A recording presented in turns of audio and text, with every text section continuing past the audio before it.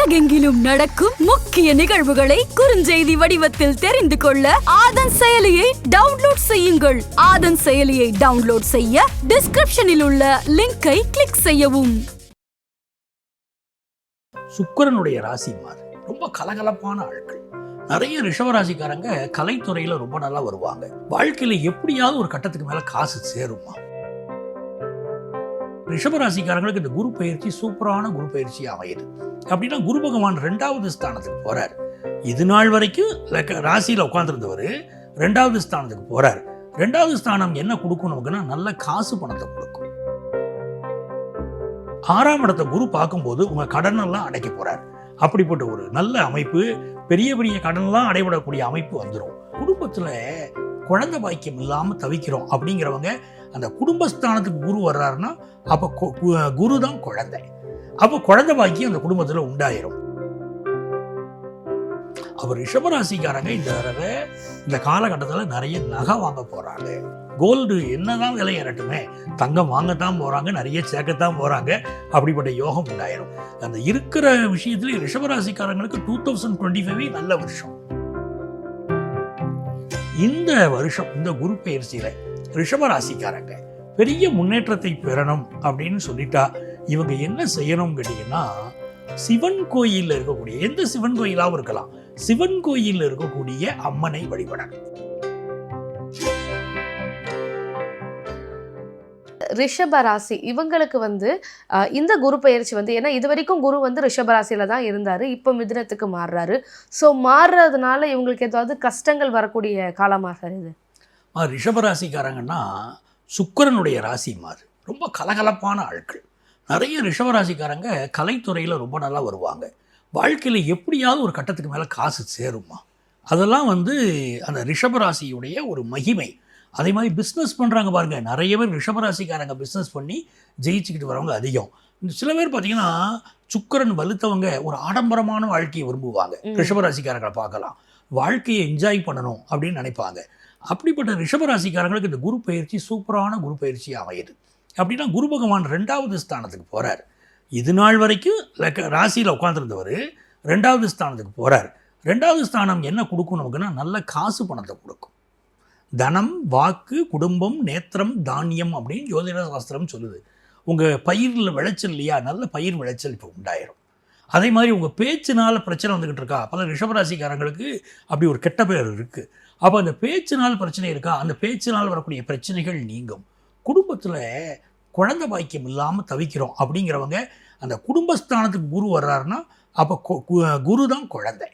அப்போ குழந்தை பாக்கியம் அந்த குடும்பத்தில் உண்டாயிரும். இதெல்லாம் ஒரு நல்ல விஷயங்கள் நடக்க போகுது. அதே மாதிரி காசு பண விருத்தி ரொம்ப நல்லா இருக்குமா. 2ல் குரு உட்காந்துங்கன்னா ஒருத்தருக்கு ஜாதகத்தில் 2ல் குரு வச்சுக்கோங்களேன், நல்ல கண்ணு நல்ல பெரிய கண்ணாக இருக்கும். அந்த கண்கள் பார்க்கவே அழகாக இருக்கும். அந்த மாதிரி உண்டு. இப்போ 2ஆம் இடத்துக்கு குரு வராருக்கும் போது உங்களை பலர் வியந்து பார்க்கக்கூடிய தன்மை, நல்ல காசு பணம் பெருக்கிறது, இதெல்லாம் ரொம்ப நல்லா இருக்கும். அந்த குரு என்ன பண்ணுறாருமா, பெரிய அளவுக்கு பண வருமானம் கொடுக்க போகிறார். 2ஆம் இடத்துக்கு குரு வராரு, பணத்தை கொடுப்பார். ஆனால் அந்த குரு எங்கே பார்க்க போகிறாருன்னா 8ஆம் இடத்தை பார்க்குறாரு. அப்போது உங்களுக்கு திடீர் அதிர்ஷ்டம். சில பேர் லாட்ரி சீட்டு வாங்கினேன், பெரிய அளவுக்கு லம்சம் அமௌண்ட் எனக்கு கிடச்சிருச்சுங்கிறாங்க, பெரிய பரிசு விழுந்துருச்சுங்கிறாங்க பாருங்க. அதெல்லாம் இந்த காலகட்டம் தான்.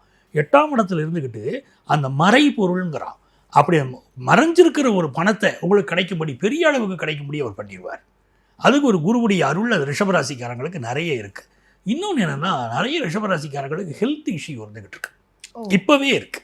ஏன்னா ஜென்மத்தில் குரு இருக்கும்போதும் அவங்களுக்கு சில சுகர் கம்ப்ளைண்ட்டோ யூரினரி ட்ராக் சம்மந்தப்பட்ட ப்ராப்ளமோ அதெல்லாம் இருந்துக்கிட்டு இருக்குமா. இப்போ என்ன ஆகுதுன்னா, அந்த குரு இவங்களுக்கு நோய் நொடிகள் இருக்கக்கூடிய ஸ்தானத்தை பார்க்குறாரு. அப்படி பார்க்குறாருன்னு சொல்லும்போது இவங்களுக்கு இருக்கக்கூடிய வியாதிகள் எல்லாம் விலக ஆரம்பிச்சோம், இல்லை நல்ல மெடிக்கல் ட்ரீட்மெண்ட் கிடைக்கும். அது ஒரு யோகம். இந்த குழந்தை பாக்கியத்துக்காக சில பேர் குழந்தைகளையும் சொல்லுவாங்க பாருங்கள், அவங்க செயற்கை முறை கருத்தரித்தல் இருக்கு பாருங்க, அதை நாட ஆரம்பிச்சிருவாங்க. அப்படி அவங்களுக்கு குழந்தை பாக்கியம் உண்டாகும். இப்படி எந்த வகையிலாவது குழந்தை பாக்கியத்தை அவர் கொண்டு கொடுக்க போகிறார். அது ஒன்று. நோய் நொடிகளை விளக்குறாருங்கிறதே ஒரு நல்ல விஷயம், ஒரு ரிலீஃப் கிடைக்கிது. கடன் தொல்லை நிறைய இருக்குமா. ரிஷபராசிக்காரங்களுக்கு பலருக்கு வீடு கட்டணும்னு ஆசை. சில பேர் வாங்கின ஹவுசிங் லோனை அடைக்க முடியலை. ஒரு லோனை அடைக்கிறதுக்கு வேறு ஏதாவது முயற்சி பண்ணுறாங்க, அது இன்னொரு லோனில் சிக்கிறாங்க. இப்படிலாம் போயிட்டுருக்கு. கிரெடிட் கார்டு லோன் நிறைய இருக்கும் ரிஷபராசிக்காரங்களுக்கு. அது எல்லாமே அதுலேயும் தப்பிக்கக்கூடிய நேரம் இப்போ வந்துருச்சு. 6ஆம் இடத்தை குரு பார்க்கும்போது உங்கள் கடனெல்லாம் அடைக்க போகிறார். அப்படிப்பட்ட ஒரு நல்ல அமைப்பு, பெரிய பெரிய கடனெல்லாம் அடைபடக்கூடிய அமைப்பு வந்துடும். வேலை சரியாக கிடைக்காம இருக்கு பாருங்க. ரிஷபராசிக்காரங்களுக்கு ஒரு கம்ப்யூட்டர் கம்பெனியில் வேலை பார்த்துருப்பாரு, இல்லை வேறு ஏதாவது பெரிய தொழிலில் வேலை பார்த்துருப்பாரு. அங்கே வேலையில் வந்து ஒரு சூழ்நிலை மாறி நான் ஒரு பிஸ்னஸ் ஆரம்பிக்கிறேன்னு ஆரம்பிச்சிருப்பாரு. ஆனால் இவருக்கு பிஸ்னஸுடைய அனுபவம் இல்லாமல் ஆரம்பிச்சிருப்பார். அப்போ பிஸ்னஸையும் சரியாக பண்ண முடியாது. நம்ம வேலை மாதிரி நினைச்சோம், ஆனால் பிஸ்னஸ் ரொம்ப கஷ்டமாக இருக்குது அப்படி ஃபீல் பண்ணிகிட்டு இருப்பாங்க. அவங்களுக்கெல்லாம் வேலை வேணும்னு கேட்டாங்கன்னா திரும்ப வேலை கிடைக்கும். சரியாக பிஸ்னஸ் பண்ணலை, எனக்கு பழையபடி வேலைக்கு போயிட்டா பரவாயில்லன்னு நினைப்பாங்க பாருங்கள், பழையபடி வேலை உங்களுக்கு கிடைச்சிடும். அந்த யோகமும் ஒன்று இருக்குது. அப்போ இது எல்லாமே கடன் விலகுது, நோய் நொடி விலகுது, நல்ல வேலை கிடைக்குது, அப்படி அமைப்பு இருக்குது. சில கம்பெனிகள் நடத்துகிறவங்களுக்கு சரியான வேலை ஆட்கள் கிடைக்கிறாங்க. நான் நல்லா தாங்க பிஸ்னஸ் பண்ணுறேன், நல்லா தான் சம்பளம் கொடுக்குறேன், ஆனால் எனக்கு வந்து சரியான பணியாளர்கள் இல்லை அப்படின்னு சொல்கிறவங்களுக்கு நல்ல பணியாளர்கள் இப்போ கிடைக்க ஆரம்பிச்சிருவாங்க. சர்வீஸ் செக்டாரை சேர்ந்தவங்க இருக்காங்க பாருங்க, அவங்களுக்கு பெரிய முன்னேற்றம் இருக்கும். ஆடிட்டர்ஸாக இருக்காங்க, டாக்டர்ஸாக இருக்காங்க. எந்தெந்த ஃபீல்டு வந்து சர்வீஸ் செக்டாரோ அவங்களுடைய வருமானம் பெருகும். இதில் ஒரு விஷயம் என்ன பார்த்தீங்கன்னா, சாப்பாட்டில் மட்டும் கொஞ்சம் கவனமாக இருக்கணும். ரிஷபராசிக்காரங்களுக்கு அடி வயத்தில் கொழுப்பு சேரும் இப்போது. அதனால அவங்க வந்து சாப்பாட்டில் கவனமாக இருந்துக்கிட்டாங்கனாலே போதும், ரொம்ப நல்லது நடக்கும்.